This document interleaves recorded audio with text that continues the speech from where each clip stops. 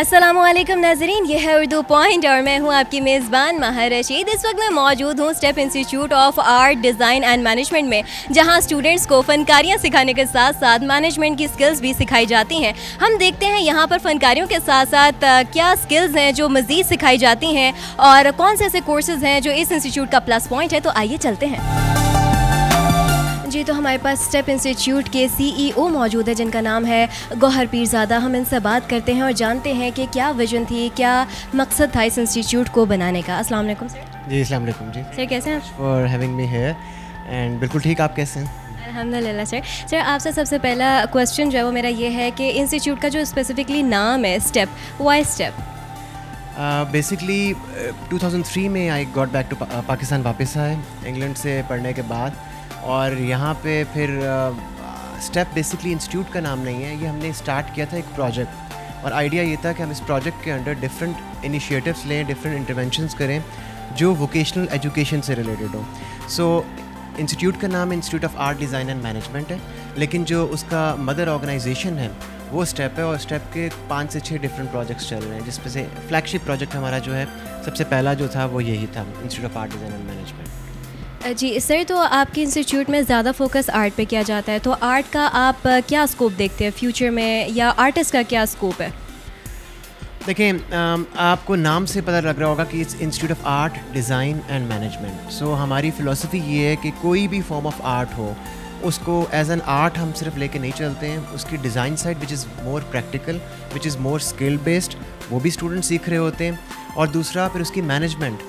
अभी इंडस्ट्री में they don't need designers only जिनको सिर्फ एक डिज़ाइन करना आता हो। इंडस्ट्री की रिक्वायरमेंट ये है, वो कोई भी फॉर्म ऑफ डिज़ाइन हो, कॉल इट फैशन हो, टेक्सटाइल हो, इंटीरियर, आर्किटेक्चर, मीडिया, ग्राफिक, कोई भी फॉर्म हो, सिरामिक्स हो, डिज़ाइनर्स वो चाहिए जो मैनेज भी कर सकते हो काम को और वो स्किल्ड हो।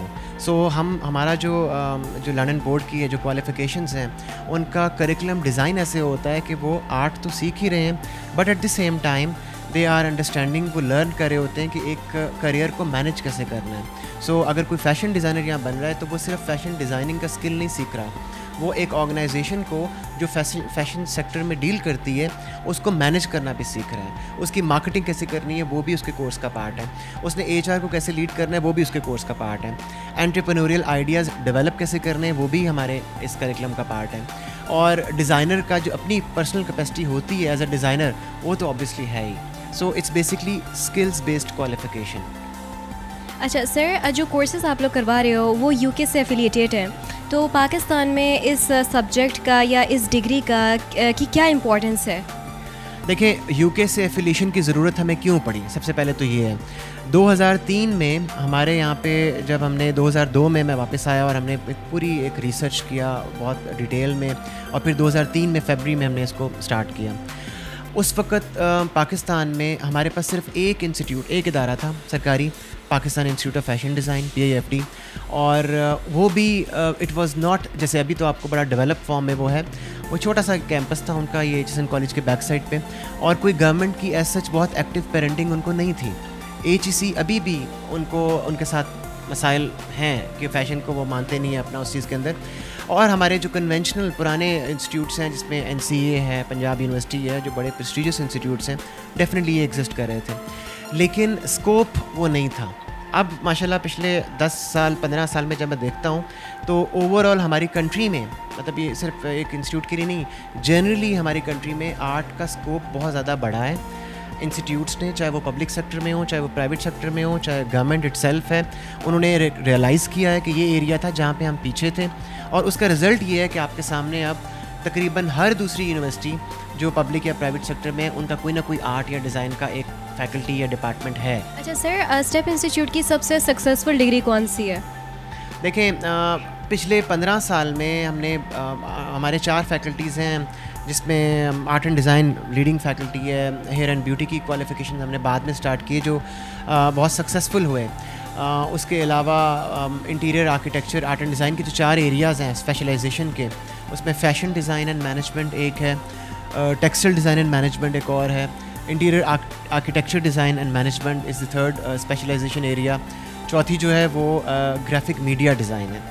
इसके अलावा A लेवल भी हम करवाते हैं आर्ट एंड डिज़ाइन में, और मैंने आपको इसे बताया कि एक और फैकल्टी है हेयर एंड ब्यूटी की, वो भी कोर्सेज़ करवा रहे हैं। फिर बिज़नेस एंड मैनेजमेंट की फ़ैकल्टी के अंदर भी हम उसको बल्कि इस दफ़ा तो अब इस साल से हम कोशिश करें पंजाब यूनिवर्सिटी का और एक वो वाले कोर्सेज स्टार्ट करने के BBA लेवल पे। और फिर इंग्लिश लैंग्वेज के कोर्सेज़ हैं जो बहुत ज़रूरी, जो 2003 से हमारे चल रहे हैं। और फिर एक ट्रेनिंग एंड डेवलपमेंट की फ़ैकल्टी है। अच्छा, कोई एक्सचेंज प्रोग्राम करवाती है ये इंस्टीट्यूट? जी, इसमें एक्सचेंज तो ऐसा मुझे नहीं कहना चाहिए, लेकिन ये है कि हम इसमें 2 अवार्ड दे रहे होते हैं। अगर कोई 4 साल के लिए स्टूडेंट पढ़ता है यहाँ पे, तो वो हायर नेशनल्स, एक तो लंदन बोर्ड का उसको मिलता है, और फिर टॉप अप ईयर वो करता है वनब्रो का, पाकिस्तान में रहते हुए भी। लेकिन ये एक ऑप्शन स्टूडेंट्स के पास होता है कि वो अपने हायर नेशनल्स करने के बाद, हायर नेशनल्स कहते हैं इंग्लैंड में आप जब डिग्री करते हैं अंडर ग्रेजुएट, तो पहले 2 साल को हायर नेशनल्स कहते हैं और फिर आप डिग्री टॉप अप करते हैं। तो यहाँ पे भी यही है कि 4 साल की डिग्री में तकरीबन 2.5 साल के बाद जब उनका हायर नेशनल्स हो जाता है, तो स्टूडेंट के पास ऑप्शन होता है कि वो टॉप अप ईयर के लिए इंग्लैंड में जा सकते हैं। वहाँ पे चूँकि ये क्वालिफ़िकेशन ही वहाँ का है, हमारी 3-5-6 यूनिवर्सिटीज़ के साथ तो प्रॉपर इसकी we working with them on that. लेकिन उसके अलावा भी लंदन बोर्ड की क्वालिफ़िकेशंस जो हैं वो ओवर 100 कंट्रीज़ रिकगनाइज्ड हैं। तो बिल्कुल स्टूडेंट्स जा सकते हैं, परसू कर सकते हैं। और मैं तो इनकरेज करता हूँ, अगर आप अफोर्ड करते हैं और आपको लगता है कि आपको इस फील्ड में एक अपना एक सक्सेसफुल करियर चाहिए, तो ये हमेशा अच्छा है कि आप एक इंटरनेशनल एक्सपोजर जहाँ से मिलता है वो लेके आएँ। अच्छा सर, यूजुअली हमारे जो पेरेंट्स होते हैं वो कहते हैं कि यार बच्चा आर्टिस्ट बन रहा है तो क्या कर रहा है, क्या फनकारियाँ लगा रहा है, ठीक है ना। तो इस परसेप्शन को किस तरह से चेंज किया जा सकता है? ये आपकी बड़ी एक वैलिड ऑब्जर्वेशन है और पिछले 15 साल में हमने इसको बहुत ज़्यादा क्लोजली देखा है।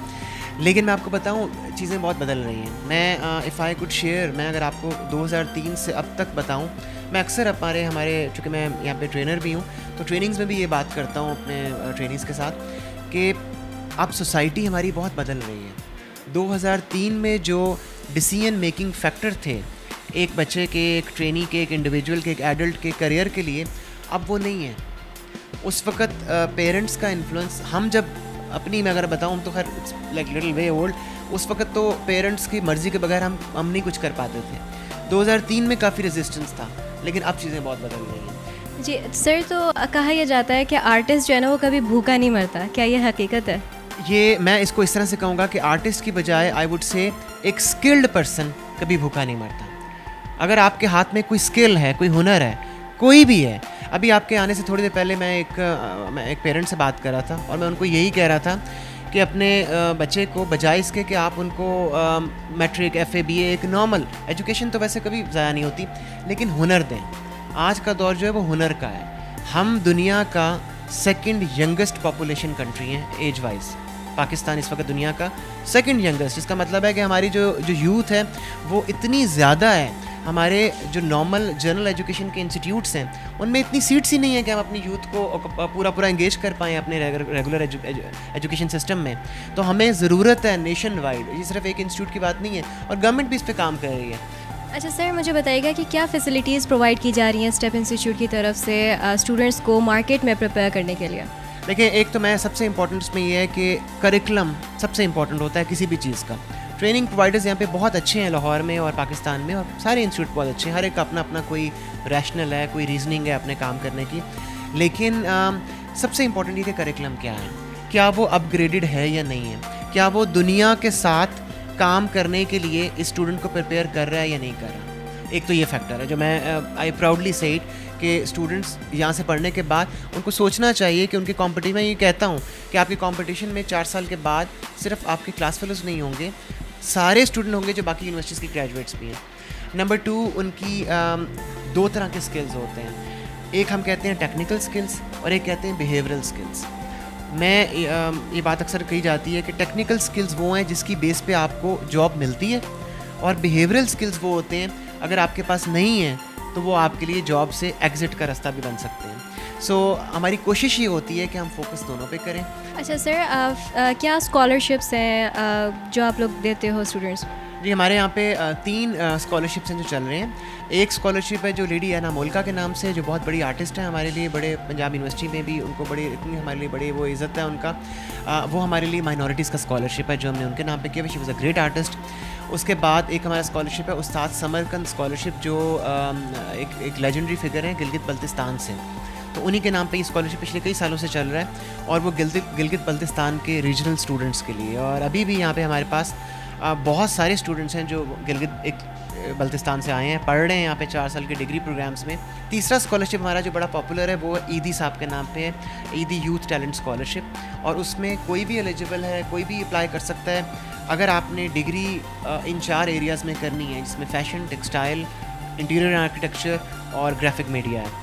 तो फिर आपको अगर पहले से इन एरियाज़ में आपने काम किया हुआ है या आपका पोर्टफोलियो है, फॉर्मल इनफॉर्मल किसी भी किस्म की लर्निंग है, आप उसकी बेस पे अप्लाई करते हैं और आपको ये स्कॉलरशिप मिल सकता है। अच्छा सर, एडमिशन्स किन बेसिस पे की जाती हैं यहाँ पर? देखिए, मैं नॉर्मली एडमिशन्स में कोशिश मेरी होती है कि जो भी एडमिशन हो वो हम उसका एक थॉरली इंटरव्यू करें और वो एप्टीट्यूड काउंसलिंग के थ्रू मुझे सिर्फ चेक एक चीज़ करनी होती है। मेरी टीम पूरी जो एडमिशन टीम बड़ी कॉम्पिटेंट टीम है, वो चीज़ ये चेक करते हैं कि क्या, क्योंकि कुछ चीज़ें लाइफ में जो आप बार बार नहीं कर सकते, आपकी डिग्री जो है उनमें से वो एक है।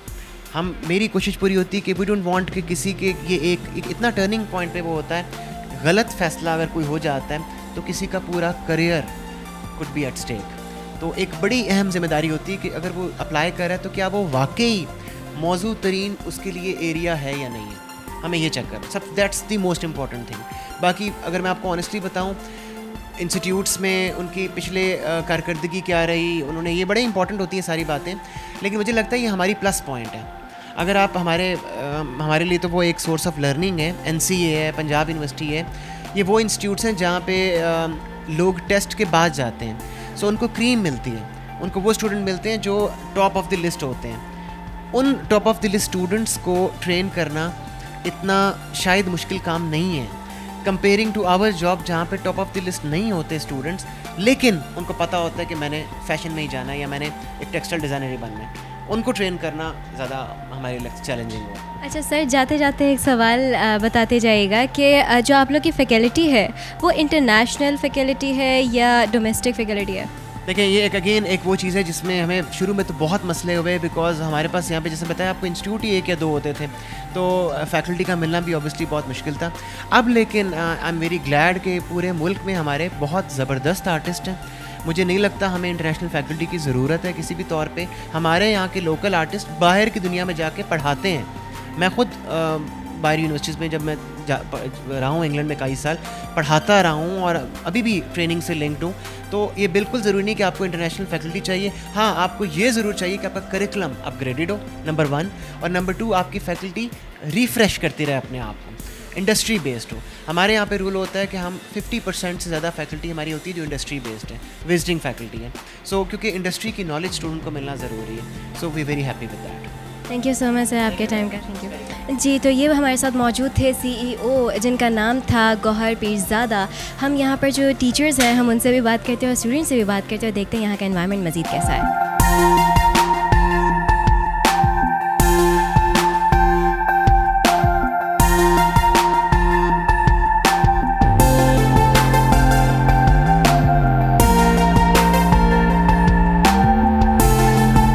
तो हमारे पास इस वक्त मौजूद हैं एक स्टूडेंट, हम इनसे बात करते हैं और जानते हैं कि यहाँ का एनवायरनमेंट कैसा है। अस्सलाम वालेकुम। वालेकुम अस्सलाम। आपका नाम? नुमान शेख। आप यहाँ से क्या पढ़ रहे हो? Graphic designing. अच्छा, मुझे बताओ एनवायरनमेंट कैसा लगता है यहाँ का? बहुत फ्रेंडली लाइक आपस में सबकी बहुत फ्रैंकनेस है और लाइक आपस में हम इजीली, हमें कोई टीचर्स भी हैं, स्टूडेंट्स भी हैं, सीनियर्स भी हैं। हमारा ये हिसाब नहीं है कि सीनियर जूनियर का, हम आपस में एज अ फ्रेंड हैं सारे इकट्ठे। बहुत फ्रेंडली एनवायरनमेंट। अच्छा, आपकी जो फील्ड है इससे रिलेटेड कोई बात बताओ जो आपको बहुत पसंद है इस इंस्टीट्यूट की। इस बेसिकली आर्ट कॉलेज में लाइक होता है कि सॉन्ग्स, डांस, डिफरेंट पार्टीज़ और हमारी फील्ड से रिलेटेड लाइक हम फ्री हैंड काम कर सकते हैं। हमें किसी किस्म की कोई रोकथाम नहीं है, किसी किस्म का कोई प्रेशर, हम पे कोई प्रेशर नहीं है कि लाइक जैसे बाकी इंस्टीट्यूट्स में लाइक मेडिकल फील्ड होगी, इंजीनियरिंग फील्ड होगी, उस एज़ कम्पेयर टू दैम हम बहुत फ्रीली हैं। अस्सलाम वालेकुम। वालेकुम अस्सलाम। आपका नाम? फ़ातिमा ज़हीर। आप यहाँ से क्या पढ़ रहे हो? मैं यहाँ से टेक्सटाइल डिज़ाइनिंग कर रही हूँ। अच्छा, मुझे बताओ क्या एक ऐसी बात है जो आपको अपने इंस्टीट्यूट के बारे में बहुत पसंद है? बेसिकली यहाँ पे बच्चों को, जो पहले हम लोगों के बैच फेलो ने बताया कि फ्रेंडली इन्वायरमेंट है। यहाँ पे टीचर्स आपको बहुत ज़्यादा सपोर्ट करते हैं, यहाँ पे आपको हेल्प आउट करते हैं, आपको जो चीज़ें नहीं समझ आ रही होती वो आपको क्लियर कट हुए में आपको समझाते हैं और आपको टाइम देते हैं। ये चीज़ इनकी काफ़ी ज़्यादा अच्छी है। अच्छा, टेक्सटाइल से रिलेटेड कोई ऐसी बात जो बहुत अच्छी हो? बेसिकली यहाँ पे हम लोगों को फर्स्ट फाउंडेशन ईयर के बाद इन्होंने हम लोगों को प्रैक्टिकल वर्क स्टार्ट करा दिया हुआ है, तो उसमें हम लोगों को मज़ा आता है काम करने में, सारा चीज़ों में।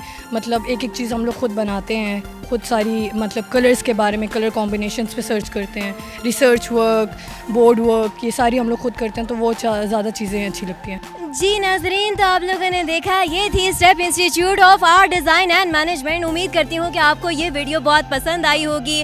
मज़ीद आप लोग इस तरह की वीडियोस देखने के लिए हमारा पेज लाइक कीजिए urdupoint.com। फिल वक्त के लिए महर रशीद और कैमरामैन मुनीर को दीजिए इजाज़त। अल्लाह निगहबान।